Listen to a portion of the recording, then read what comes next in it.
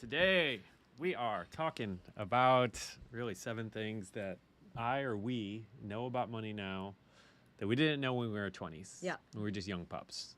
Young pups. But I didn't really know anything. but now you know I everything. knew debt was bad. Now I know everything. You guys don't even know. What was that, Mindy? Well, we used that at the end of our class. Guys, or I'm something. like so smart right now. You don't even know. Yeah. Anyway, That's me. not Mindy. It wasn't Mindy. It was what's her face from The Office, right? It was, yeah, Kelly Kapoor. Kelly Kapoor. So, anyway, if you're tuning in on YouTube with us, why don't you do me a favor and hit that little subscribe button, because we are inching towards 1,000 subscribers on this channel. And this isn't our main YouTube channel. We have another YouTube channel that we do like kind of, I don't know, more edited video that we're putting on there. But this channel specifically for our podcast, and we'd love to hit 1,000 subscribers. It'd be Yeah. fun. And so we're getting close. Let's So anyway. do it. If you are doing that, one question I have for you before we dive into all this, like, what's one thing that you have learned about your money? Yeah. That you're like, I wish I would have known this when I was 20. I would have known. It would have been good. It would have been helpful. Yeah. Thanks, Shannon, for that. Appreciate that. So anyway, a lot of what we're talking about today is inspired by an Instagram post. A lot of times I'll see people post something on Instagram. I'll see an article or something. I'm like, oh, this is great. I want to talk about this. Yeah. So this falls in that category. So found this guy's list, and I'm like, yeah, there's a lot in here that I agree with. There's a couple we want to add. And so we're just going to go down the list and do all this. But anyway, so yeah, the guy's name's Ian Builds Wealth. He's got a good channel, or a good page on Instagram. What do you call it? Profile? Profile? Is that anyway? I think it's profile. He's got a good profile on Instagram, so you can follow him, find out more. But anyway, so let's dive in. Let's get to the first one here. And it's kind of worded weird, but if I can just flip over. The first one he says is to become a student of money. And yeah, what are your thoughts on this? Do you have any thoughts on this? So yeah, something that I don't think I realized when I was 20 is how important money is in your everyday life. Yes. As far as like, it's a How it constant affects conversation. everything. Yeah, it just affects everything. Because I remember, because there's this young, naive, young 20-something mentality, or at least that I had, of, I'm just going to do whatever, follow my passions. I don't care if I make money. I don't Right. care about money. Money isn't going to blah, blah, blah, blah, blah. And anyway, I think what's really interesting about that is there's something really healthy about yeah, that. I was just going to say that. There's something really healthy about it that I think a lot of people lose over their Right. 20s and 30s, to where everything is about money. Every decision is about money. So there's something healthy in that, but there's this balance that I don't think enough people get hold of at a young age. Like when I think about it, it's like yeah, when you're living in your parents' house, there was this Instagram thing. It was like everything that I do differently from when I was living in my parents' house to when I actually moved out. And it was like, squirting toothpaste all over the Yes. counter and everything, just not caring. And then, it's like you squeeze out just this tiny little sliver. Yeah. I mean, because there is that mentality of like, and I think it's the same thing of like, I'm going to live forever. I'm going to go ride a motorcycle without a helmet and do wheelies on the highway type of thing. Yep. It's that same mentality of nothing could possibly go wrong. And part of that is good, especially if we are trusting God. But when the reality sets in, it's a really hard pill to swallow. Yeah, because it affects every Everything. area of our lives. One of the things I'm constantly trying to teach my kids is they're like, let's just go do this. And I'm like, do you know that costs money? They don't have any clue. And I don't think I really was putting those pieces together as a kid. And I think that was part of the problem. Yeah. It's not that I want my kids to feel bad for all the money that I'm spending on them, but I just want them to keep in mind, this is why that we make some of these decisions, is because money is a factor in all of it. Yeah. I'm like, Yeah, it's not the only factor, but it is a factor if you in a want lot to of go to different school, decisions. it costs money to go to school. Yeah. If you want to, and I have to drive you there, so that's money that I have to pay in gas. Yeah. Do I not want to do it? No. It's just that if the more they can be thinking, oh, everything costs money, I think the more it's going to help them realize everything costs money. Yeah, so coming back Something to factor in. this idea of being a student of money, I I don't think everybody should become a financial expert. That's not the point at all. But I do think that having a working knowledge of just how money works, Well, in your obviously, is super situation. helpful for all of us. You Yeah. know? No, and I mean, I was thinking about that. I'm like, Bob is able to answer so many people's questions that I'm not able to answer. But if I were to get in a situation where I needed the answer to something, that's when I would learn it probably. Yeah. Isn't it like that with most everything else? Yeah. Like, Yep. you're like, I want to build a garden, so now I have to learn about gardening. Like, you can Well, and you plant some enjoy it. tomato. Yeah, Like, you when can you- plant some tomato seeds or, tomato plants, but if they don't go right, then you're like, okay, well, what did I do wrong? And then you Yeah. start learning from there, right? Yeah, but I think that's powerful too. Like where you learn about things as you need them, and that makes it more fun to do it. Yeah. You know. Right. Anyway, all right. Moving on to number 2. Number 2. He says focus on discipline over motivation. Okay. And I think he goes on to say growing your money isn't the hard part. Investing 10 to 20% of your income is, and few get this early on. And I agree. Like I think the actual and when you don't know it, and just again, like you're talking about gardening, it's like I have no idea how to garden or how to grow tomatoes or whatever the thing is. It's like everything seems difficult. Everything seems hard. But at the end of the day, the truth is that actually, growing and multiply your money like isn't that difficult. But the hardest part is actually doing, letting go of some of it to actually do that. Right. You know what I mean? Yeah. Oh, yeah. And that facet of discipline, I think, I didn't have as much in my early 20s as I would have liked. Yeah. Because you think, or you're like, oh, I'm so motivated to da-da-da. And it reminds me of cleaning out a closet. You open the closet and you're like, that's it. I'm not taking this anymore. And you go start cleaning it out, and halfway done, you're like, what have I done? Yep. This is the worst choice of my life. But motivation The only motivation takes brought you, so you far. into it. Right. But the discipline is what And stains then, like, you through it. 2 weeks later, you're still looking at all that stuff that you took out and it's sitting on the floor, Yeah. But yeah, it's like that only takes you so far. But knowing, okay, no, I'm going to follow through with this. Yeah. That's the thing to focus your attention on. Yeah.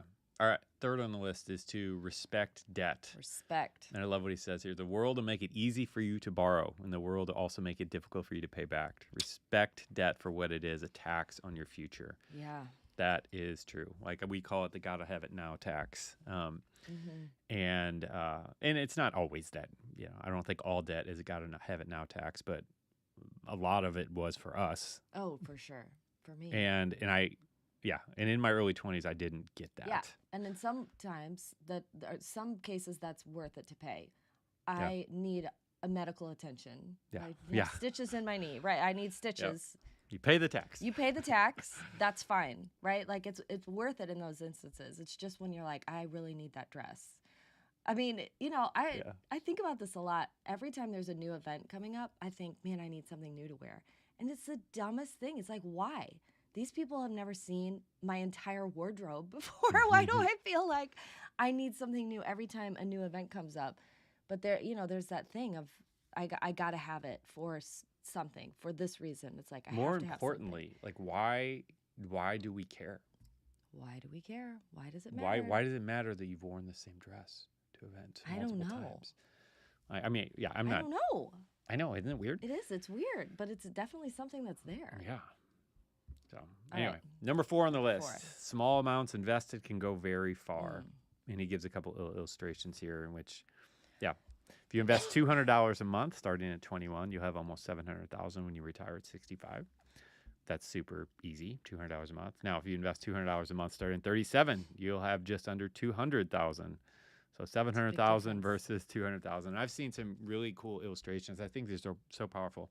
When it'll compare someone who is age 20 who invests a few $1,000s or something a year for 5 years and then does nothing else until they're 65. And that will beat out someone who starts from age 35 until 65 and invests the same amount every year. Yeah, and time is the ally. I remember when I had my very first job. I mean, I was maybe 20, maybe 19. I mean, real young. And this guy was like, I can think back now, and he was trying to be cool, but I knew he wishes he could just grab me by the shoulders and shake me because he was saying, I just want you to know, if you invest $3,000 a year for the next 3 years, by the time you retire, you'll be a millionaire. Probably. And I was like, where am I going to get $3,000? That's all I could think. Yeah. Where am I going to get $3,000? Are you kidding me? $3,000 might as well have been $1 million to me at that point, you know? Yeah. And I know. Because when you're young and you're spending 150% of your income. I just think it's fascinating. I know this makes it sound old, but I just think it's so fascinating how fast it goes. So I'm 42 right now, and I still feel like I'm 20 something. Like until you hang out with a 20-year-old, yes, then you're like, that's nah. true. That's true. But like, I don't feel like 20 years have gone by. And so then whatever, another 20, it's like we're at retirement age, quote retirement age or whatever. So it's like, I know that next 20 is going to go by just as fast, if not faster. So anyway, the longer you live, I think the faster time goes. All right. I think that's what it is. All right. Number 5 on the list. Don't rush to buy expensive stuff. Clothing and sneakers will get old. BMW will lose all of its value. It might be cool right now, but the allure will wear off and you'll just be stuck with the bill. Yeah. I mean, one of the things you talk about is if you would have bought Apple stock instead of buying an iPhone. Yeah. That type of idea. Like when it came out. Right. Yeah. So I remember seeing this illustration on this, and we or talk an about iPod this. Or whatever it was. Yeah. We talk about this in our investing course, kind of break it out because I saw this somewhere else. I'm like, this is super powerful. Like basically, essentially how much money you'd have if when the first iMac came out, if you invested that amount instead of buying the actual iMac, or when the first iPhone came out, if you invested whatever, like $500, $1,000. Yeah. It's crazy. It's crazy. Many millions of dollars on the first iMac, in case you're curious. And so that idea is just, it's one of my favorite kind of investing strategies, I guess, is like when I find a product that I absolutely love, why not consider investing in the stock? We went to Bucky's for the first time a couple months ago. It's the first one that we've seen. I don't even know if we've seen one before this. I don't know if anybody who all knows. Yeah, Bucky's, throw something in the chat if you know what Bucky's is. If you know, you know. It's one of those places that it is like going into Walmart, but it's a gas station, or Costco or something. I'm not really sure. It's like they have everything. They have like, grills inside. They're making barbecue, like, and clothes. Like, it really would be a great place if you're like, man, I have a emergency in my car. I'm thinking of like a kid having a blowout in their diaper or something like that. Yes. That would be a great place. Of the road, Well, you said the bathroom attendants were wiping down the walls while you were in there. Yeah. Like, there's 100 stalls. I mean, there's. Yeah. So it was busy, but also it was like there was enough for everybody. Yeah. And we left, and Bob was like, I'm going to see if I can buy that stock. So, yeah, I was so impressed with, with just what they're doing, the product, so much that I'm like, yeah, I'm going to see if I can get in on this. So disappointed. So it's a private company, so you can't buy it. But anyway, it was just that was my first experience with Chick-fil-A, too. Literally, the first time I walked into Chick-fil-A, I'm like, something is different about this place. And this is probably 20 years ago now. And I remember, like, the same thing. I went to the website, and I'm like, I want to buy their stock. And then, again, also private company couldn't buy. But had I been able to buy, like, it would have been a great investment. Man, so much money off of Chick-fil-A. They've grown so much since that point. Wasn't I with you the first time you went to Chick-fil-A? No, this was in Florida. Oh, before you were around. Before my time. A few months before I met you. Yeah. Okay, so, what's number 6? Yeah, number 6 on this list, stop comparing, And that's what Lakeisha just mentioned. Lakeisha. Yep. She knows. The Bible says not to compare ourselves among ourselves. And yeah, the keeping up the Joneses, Kardashian stuff, like that's been one of the, man, if I look back at any facets of our financial life that we would, for us, determine as this has been a success, I think that is an underlying something in all of it, that we've chosen to not play the same games that everybody else is playing, not run the same race as everybody else. And once you do that, like it just frees you up in so many different ways. It allows you to make so many other important decisions so much easier.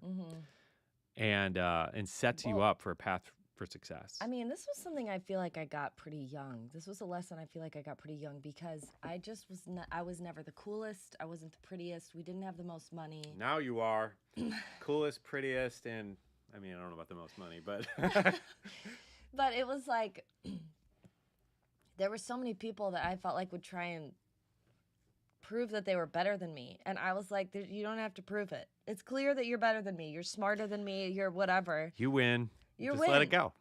And so it was like I just took myself out of the race, and it was so freeing and liberating because there were some people that did some weird stuff where they were trying to compare like the two of us. One girl was like wanting to be skinnier than me. I was like, who cares? Like, or she wanted to prove that she was skinnier than me. I was like, why does it matter? Why does it matter? I don't feel like this is like an argument worth having. Yeah. And it was just these little digs every once in a while about how I was one size bigger than her. This is so weird. I was like, ooh, a whole size bigger than you? Like, what? I don't know. Anyway, I just kind of was like, okay, I'm not the skinniest. What does that mean? Does that make me any different? Yeah. It doesn't. Yeah. That's not what builds our character. It's not what proves our character. Yeah. Well, yeah, and I think the more we can base our lives, our decisions, just make it be about pleasing an audience of one. Yeah. And getting Jesus. He's talking about Jesus. Talking about Jesus, yeah. Stop thinking about what other people think. I don't know. It's helpful. Yeah. Number 7 on his list is to stick to what you know. If you don't fully understand it, don't put your money into it. There will always be other investment opportunities. 100% agree. 100% agree. This is I've seen this proven out so many times. It's absolutely scary. It's frightening. The number of times people have emailed me and said, "Bob, I heard about this awesome stock that's going to be amazing." I'm like, "What do they do?" It's like, "I don't know, but I just heard from a friend of a cousin that it's going to make so much money, and so I just want to invest in it." I'm like, "You don't know what it does. Like, how can you invest in it? Like, why would you invest in it?" So it's literally like the opposite of my Chick-fil-A and Bucky's experience. As a customer going in there, I saw the value, and I saw that these guys are on to something. Now, that's not the only reason that you would invest in a company, but seeing that, feeling that, experiencing that, I understand Chick-fil-A. I understand good food. I understand good service, and I understand. I had been to a lot of other fast food restaurants, and I saw the stark contrast between Chick-fil-A and other ones. And anyway, so the point is, I've seen this, and I've watched tragically so many people lose so much money by not following this rule. And you really call it every time. You're like, "Oh man, so and so." Not like in a not. I don't want to be right. I don't want to be right. In a big brother way. You're like, "Oh man," and then you find out later. You're like, they put all of their money into it, and you're like, "Oh, what should I have done differently?" Because it's one of those things that people want the success really fast. Yeah. And they don't care. Well, they don't do the I don't know. Yeah. So Warren Buffett is one of my investing mentors, I would say. Haven't had a chance to meet with him personally, but and I'll just add this because every once in a while somebody emails me about this. Like, yes, I don't. He's not a spiritual mentor. Like, there's a lot of things that Warren and I don't agree on, and I vehemently disagree with him on. But in terms of an investor, the dude's really sharp. And one of the things he talks about is a circle of competence. And he says, as an investor, and he says, I stick by this. I have a circle of competence, an area, industries that I'm familiar with, that I understand, and I don't go outside of that. And that has kept him secure as an investor. That's allowed him to make a whole lot of money and be really, really successful and be whatever 5th richest person in the world because of that, because he just stayed in his lane. He invested in things that he understood and he knew, and he continued to learn to expand his circle of competence. But again, he wasn't just going because this guy or Jim Cramer or whatever said, "Go buy this stock, it's going to blow up." Like, there's some solid wisdom there. Yeah. So. All right. Is that all of them, or is there one more? I got 2 more I want to kind of touch on. Yeah. 2 more bonus ones, I guess. But I want to hear in the chat. Please. Yeah, let us know. Like, if you have any that you're like, yes, this, I wish I would have known this then. So these last 2 are just kind of uniquely, I think, for us as Christians. And the first one for me is that I wish I would have known at age 20 or 25 that with money as a Christian, everything is a test. And that God, I think, uses money all the time in various different ways to test us and to see where our heart is.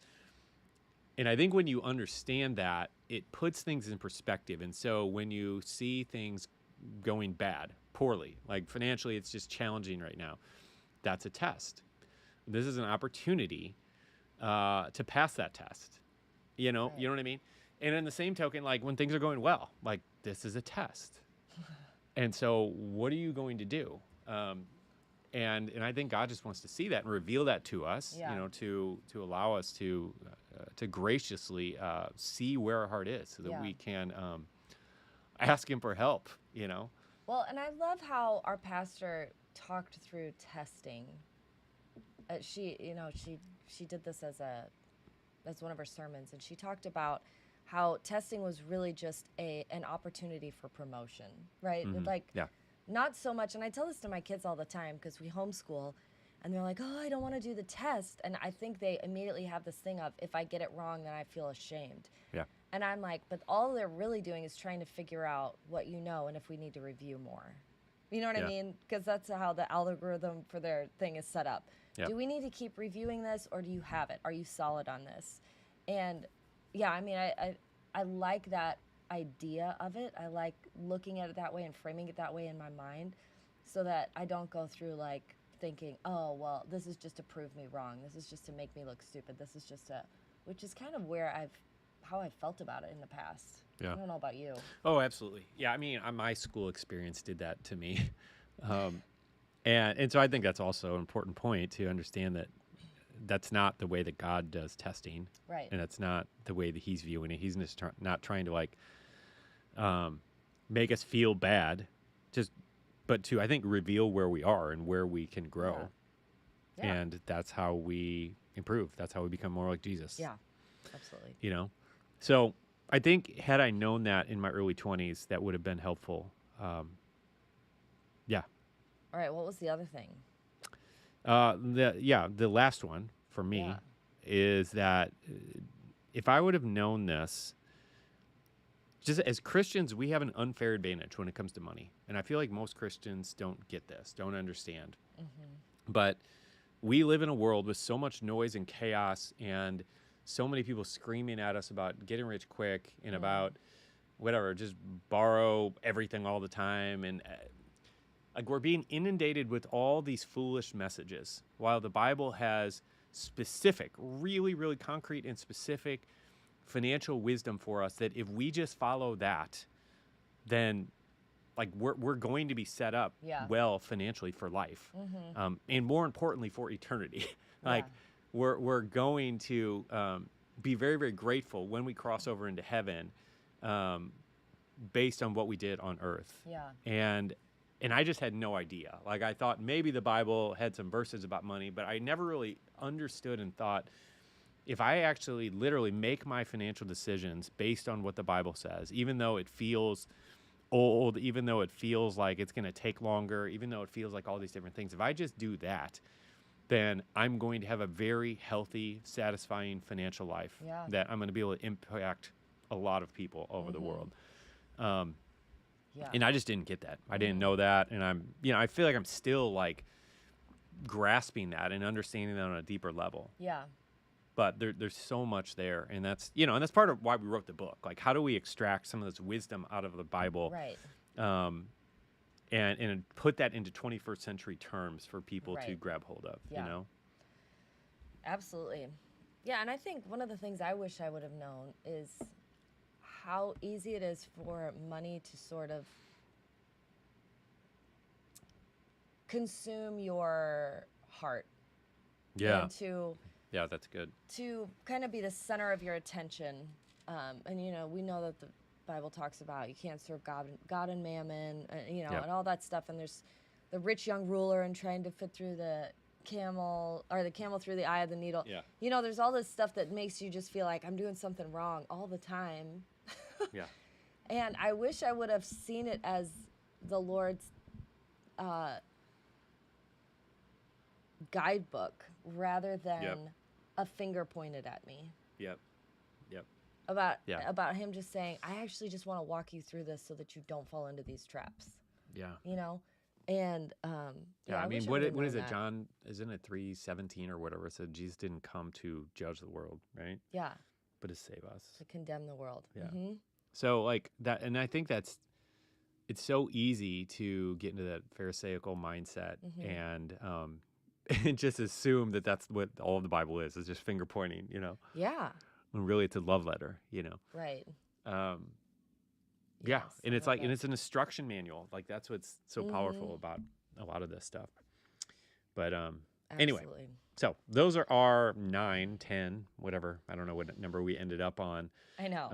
And there's a whole lot more. I think we could, go if we had more time to just expand on a lot of other ideas of things a lot of dumb things I did in my 20s, So I feel like there's still dumb things I do. yeah, I well, make we're human. I make a decision and I'm like, I know better than this, but I couldn't help myself.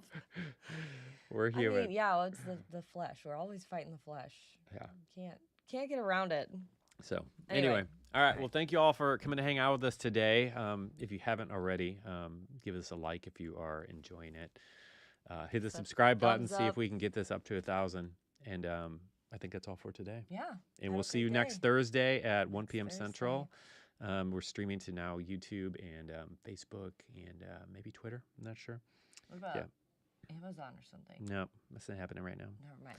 Forget I said anything. Anyway, 1 p.m. Central. We're doing the podcast live. Love to see you there. All right. Take care, y'all. See ya. See ya.